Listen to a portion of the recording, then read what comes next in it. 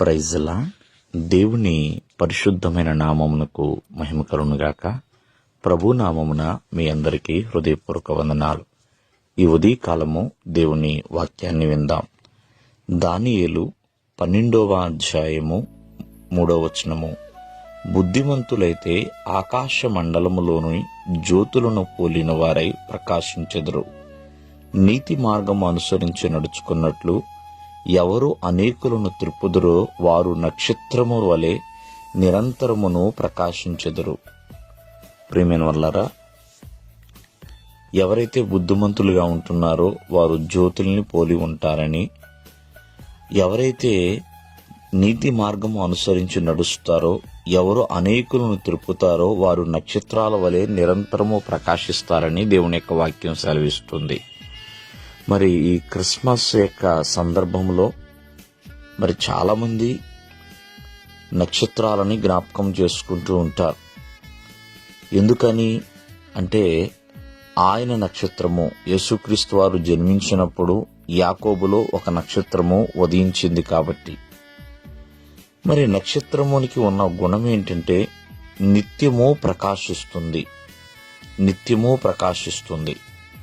అలా నిత్య ప్రకాశము కలిగి ఉండాలి అంటే కొన్ని పనులు చేయాలి. ప్రియమైన వాళ్ళరా, దేవుడిచ్చిన జ్ఞానము చొప్పున నడవాలి. ఆ బుద్ధి, తెలివి, వివేకాన్ని కలిగి ఉండాలి. అటువలే దేవుడు చూపిస్తున్న చక్కటి నీతి మార్గాన్ని అనుసరించి నడవాలి. ప్రియమైన వాళ్ళరా, అంతేకాకుండా అనేకులను ఆ యొక్క నీతి మార్గం వైపు త్రిప్పాలి. ప్రియమైన వాళ్ళరా, నీతి మార్గం వైపు తిప్పాలి. మనము 6 నెలలు సహవాసం చేస్తే వాడు వీడవుతాడు, వీడు వాడవుతాడని చెప్తూ ఉంటారు. కానీ ఎవరైతే నీతి మార్గంలో ఉంటున్నారో వారు లోక మార్గంలో ఉన్న వారిని నీతి మార్గం వైపు నడిపించాలని. మరి అటువంటి వారు నక్షత్రాల వలె నిత్య ప్రకాశితులుగా జీవిస్తారు. ఆనాడు ఆయన నక్షత్రము యాకోబులో ఉదయించిన నక్షత్రం ప్రియమైన వల్లరా ఎంతో మందిని యేసుక్రీస్తు వారి యొద్దకు నడిపించింది, దారి చూపించిందండి.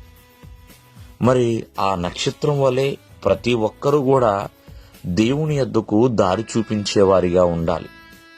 కావున ఆ నక్షత్రం వలె నిత్యము నిరంతరము ప్రకాశిస్తూ తేజరిల్లుతూ ఎంతో మందికి ఉపయోగకరంగా ఉండాలి. ఎవరైతే ప్రకాశిస్తారో మరొకరిని ఆ వెలుగులోనికి నడిపించేలా ఉంటారు. దేవుడు మిమ్మల్ని దీవించునుగాక. ఆమేన్.